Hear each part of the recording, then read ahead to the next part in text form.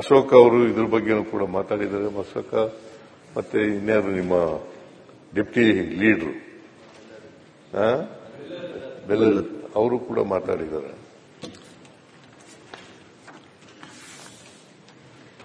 ಮಾನ್ಯ ಅಧ್ಯಕ್ಷರೇ,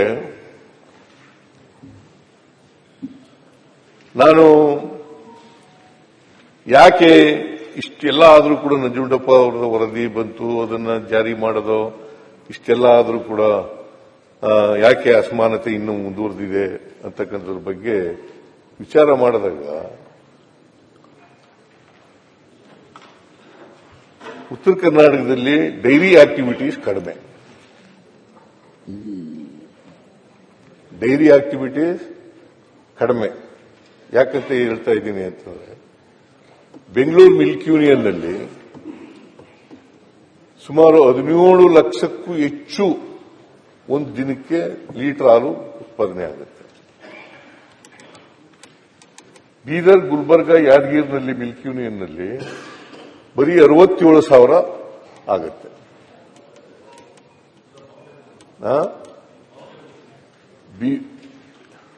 ಬೀದರ್, ಗುಲ್ಬರ್ಗ, ಕಲಬುರಗಿ, ಆಮೇಲೆ ಯಾದಗಿರಿ ಸೇರಿಸಿ 3 ಸೇರಿಸಿ ಒಂದು ಯೂನಿಯನ್ ಇರೋದು.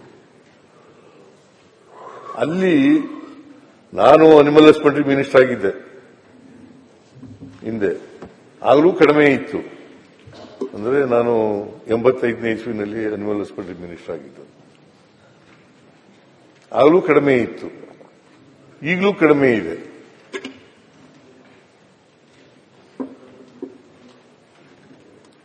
ಸೊ ಡೈರಿ ಆಕ್ಟಿವಿಟೀಸ್ ನೋಡಿ, ಬೆಂಗಳೂರು ಮಿಲ್ಕ್ ಯೂನಿಯನ್ನಲ್ಲಿ 17 ಲಕ್ಷಕ್ಕೂ ಒಂದು ದಿನಕ್ಕೆ ಉತ್ಪಾದನೆ ಆಗೋದು, ಹಾಲು ಉತ್ಪಾದನೆ ಆಗೋದು 17 ಲಕ್ಷಕ್ಕೂ ಹೆಚ್ಚು ಲೀಟರು.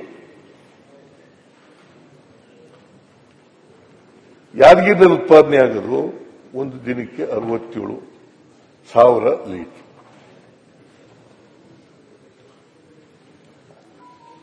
ಎಷ್ಟು ಅಜಗಜಾಂತರ ವ್ಯತ್ಯಾಸ ಇದೆ. 1 ಲಕ್ಷ ಲೀಟರ್ ಇಲ್ಲ. ಈಗ 2 ಹಸು ಸಾಕ್ತಾರೆ ಅಂತ ಇಟ್ಕೊಳ್ಳೋಣ.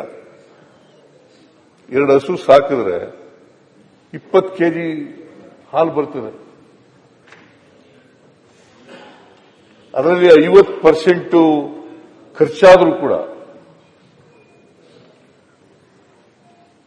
ಕೂಡ ಸುಮಾರು ಅರ್ಧ ಲಾಭ ಉಳಿತದೆ.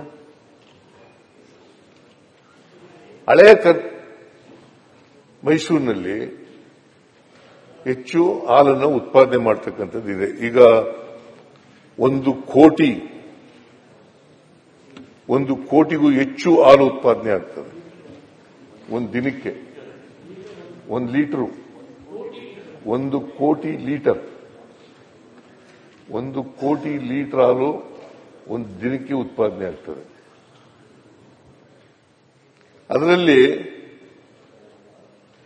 10 ಲಕ್ಷಕ್ಕೂ ಹೆಚ್ಚು ಉತ್ತರ ಕರ್ನಾಟಕದ ಮಿಲ್ಕ್ ಯೂನಿಯನ್ಗಳಲ್ಲಿ ಉತ್ಪಾದನೆ ಆಗುತ್ತೆ.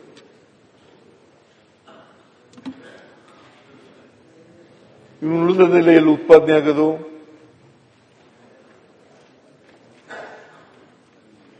ಅಶೋಕ್ ಅವರು ಹೇಳಿದ್ದಾರೆ, ವಿರೋಧ ಪಕ್ಷದ ನಾಯಕರು, ಪ್ರಣಾಳಿಕೆಯಲ್ಲಿ 7 ರೂಪಾಯಿ ಕೊಡ್ತೀವಿ ಅಂತ ಹೇಳಿದ್ರಿ, ಇನ್ನೂ ಕೂಡ ಹಾಲಿಗೆ ಕೊಟ್ಟಿಲ್ಲ ಅಂತ ಹೇಳಿದ್ದಾರೆ. ಯಡಿಯೂರಪ್ಪನವರಿರುವಾಗ 3 ರೂಪಾಯಿ ಕೊಡ್ತಾ ಇದ್ರು. 1 ಲೀಟರ್ ಹಾಲಿಗೆ 3 ರೂಪಾಯಿ ಕೊಡ್ತಾ ಇದ್ರು. ನಾವು ಅದನ್ನ 5 ರೂಪಾಯಿ ಮಾಡಿದವ್ರು ಯಾರು? ಅದು ಶುರು ಮಾಡಿದ್ರಪ್ಪ. 5 ರೂಪಾಯಿ ಮಾಡಿದವ್ರು ಯಾರು? 5 ರೂಪಾಯಿ ಮಾಡಿದವ್ರು ಯಾರು? ಆಮೇಲೆ ನಾವು ಬಂದ್ಮೇಲೆ ಅಧಿಕಾರಕ್ಕೆ ಈ ಸಾರಿ ಬಂದ್ಮೇಲೆ ಒಂದ್ಸಾರಿ 3 ರೂಪಾಯಿ ಹೆಚ್ಚು ಮಾಡೋದು, ಅದು ಪೂರ ರೈತರಿಗೆ ಕೊಡೋಕೆ ಅಂತ ಮಾಡಿದೆ. ಇನ್ನೊಂದ್ಸಾರಿ 4 ರೂಪಾಯಿ ಹೆಚ್ಚು ಮಾಡೋದು, ಅದನ್ನು ಪೂರ ರೈತರಿಗೆ ಕೊಡಬೇಕು ಅಂತ ಮಾಡಿದೆ. ಮಿಲ್ಕ್ ಯೂನಿಯನ್ ಅವರು ಇಟ್ಕೊಳ್ಳಕ್ ಕೂಡುದು. ಆಮೇಲೆ ಏನ ಯಾರು ಹೇಳಿದ್ದು? No no no no no ಎಲ್ಲ ರೂಪಾಯಿಗಳನ್ನು ಕೂಡ ಕೊಟ್ಟಿದ್ದೀವಿ. ಮಿಲ್ಕ್ ಪ್ರೊಡ್ಯೂಸರ್ಗೆ ಕೊಟ್ಟಿದ್ದೀವಿ. ಒಂದು ವೇಳೆ ಯಾರು ಕೊಡದೆ ಹೋದ್ರೆ ಹೇಳಿ, ಅವ್ರನ್ನ ನಿಲ್ಲಿಸ್ಬಿಡ್ತೀನಿ. ನಾನು ದುಡ್ಡು ಕೊಡೋದನ್ನೇ ನಿಲ್ಲಿಸ್ಬಿಡ್ತೀನಿ. ಇಂಥ ಯೂನಿಯನ್ನಲ್ಲಿ, ಇಂಥ ಸೊಸೈಟಿನಲ್ಲಿ ರೈತರಿಗೆ ಕೊಡ್ತಾ ಇಲ್ಲ ಅಂತ ಹೇಳಿ. ಇಂಥ ಮಿಲ್ಕ್ ಯೂನಿಯನ್ನಲ್ಲಿ, ಇಂಥ ಸೊಸೈಟಿನಲ್ಲಿ, ಇಂಥ ತಾಲೂಕಿನಲ್ಲಿ ರೈತರಿಗೆ ಕೊಡ್ತಾ ಇಲ್ಲ. ಆಮೇಲೆ ನಿಮ್ಮ ಕಾಲದಲ್ಲಿ 630 ಕೋಟಿ ರೂಪಾಯಿಗಳನ್ನು ಬಿಟ್ಟೋಗಿದ್ರಿ. ಅದನ್ನೆಲ್ಲ ತೀರಿಸ್ತವನು ನಾನೇ.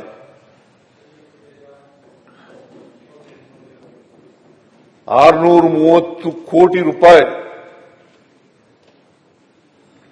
ಬಿಟ್ಟೋಗಿದ್ರಿ. ಅದು ಉತ್ತರ ಕರ್ನಾಟಕನೂ ಸೇರ್ಕತ್ತದೆ.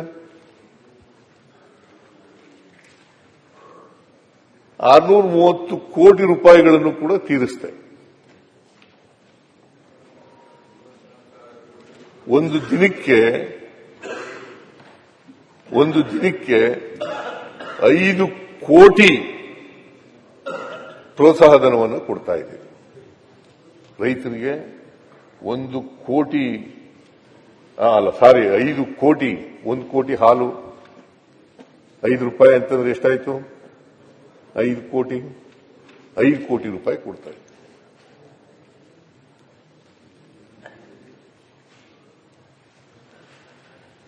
ಅದರಿಂದ ಮಾನ್ಯ ಅಧ್ಯಕ್ಷರೇ,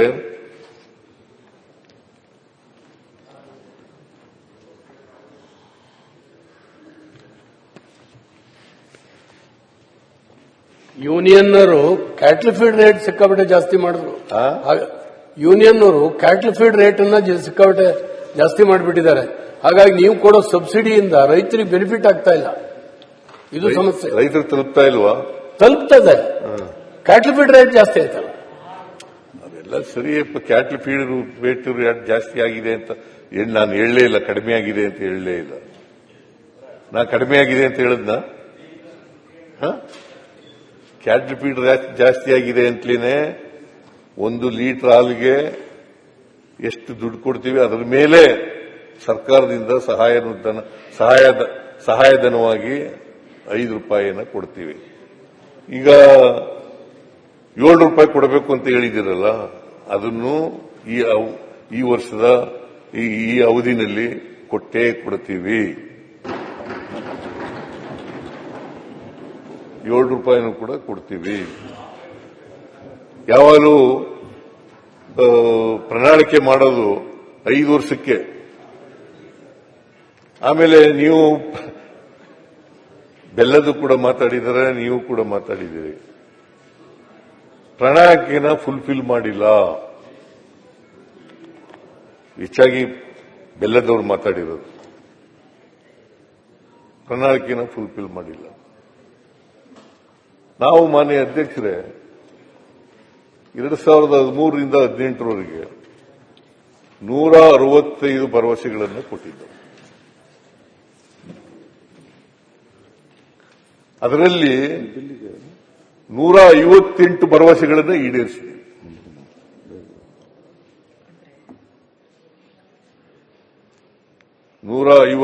ಭರವಸೆಗಳನ್ನು ಈಡೇರಿಸಿದ್ದೀವಿ. ಬೇಕಾದ್ರೆ ಪ್ರಣಾಳಿಕೆ ಇಟ್ಟುಕೊಳ್ಳಿ. ನಮ್ಮ 5 ವರ್ಷದ ನಿಮಗೆ ಗೊತ್ತಾಗ್ತದೆ. ಕೊನೆಯ ವರ್ಷದ ನಾನು 2017-18ರಲ್ಲಿ ಬಜೆಟ್ ಮಂಡಿಸಿದ್ದೀನಲ್ಲ, 18ನೇ ಇಸ್ವಿನಲ್ಲಿ. ಆ ಬಜೆಟ್ ತೆಗೆದು ನೋಡ್ಬಿಟ್ಟು ಗೊತ್ತಾಗ್ಬಿಡ್ತದೆ ನಾನು ಈಡೇರಿಸಿದ್ದೀನೋ ಇಲ್ವೋ ಅಂತಕ್ಕಂಥದ್ದು. ನೋಡಿದ್ರೆ ಗೊತ್ತಾಗ್ಬಿಡ್ತದೆ. ಅದ್ರ ಜೊತೆಗೆ 158 ಭರವಸೆಗಳನ್ನು ಈಡೇರಿಸೋದ್ರ ಜೊತೆಗೆ 30 ಕಾರ್ಯಕ್ರಮಗಳನ್ನ ಹೊಸದಾಗಿ ಮಾಡಿದ್ದೀವಿ. ಬಜೆಟ್ನಲ್ಲಿ ಹೇಳದೇ ಇರೋವನ್ನ ಮಾಡಿದ್ದೀವಿ.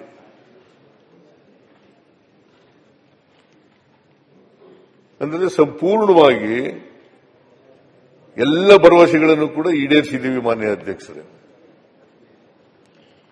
ಆಮೇಲೆ ಈ ವರ್ಷ 2023 ನಾವು ಅಧಿಕಾರಕ್ಕೆ ಬಂದ ಮೇಲೆ 2023ಕ್ಕಿಂತ ಮುಂಚಿತವಾಗಿ ಪ್ರಣಾಳಿಕೆಯನ್ನು ನಾವು ಮಾಡಿದ್ದು.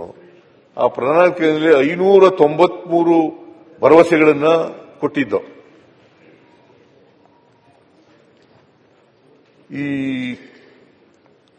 ಈಗ ನಾನು 25-26ನೇ ಬಜೆಟ್ನಲ್ಲಿ ಅಲ್ಲಿವರೆಗೆ 293 ಭರವಸೆಗಳನ್ನು ಈಡೇರಿಸಿದ್ದೀವಿ. 293 ಭರವಸೆಗಳನ್ನು ಈಡೇರಿಸಿದ್ದೀವಿ.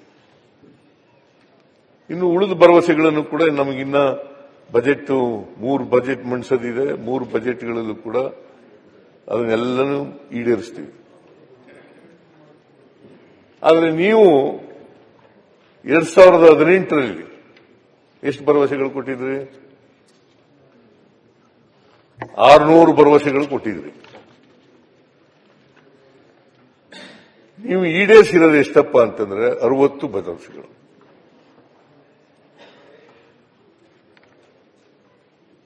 ಸಾರಿ, 243 ಭರವಸೆಗಳನ್ನು ಈಡೇರಿಸಿದ್ದೀವಿ. 593ರಲ್ಲಿ 243 ಭರವಸೆಗಳನ್ನು ಈಡೇರಿಸಿದ್ದೀವಿ. ನೀವು 600 ಭರವಸೆಗಳು ಕೊಟ್ಟಿದ್ರಿ 2018ರಲ್ಲಿ. 60 ಭರವಸೆಗಳನ್ನು ಈಡೇರಿಸಿದ್ದೀರಿ. ಎಷ್ಟು ಪರ್ಸೆಂಟ್ ಆಯಿತು? 10%.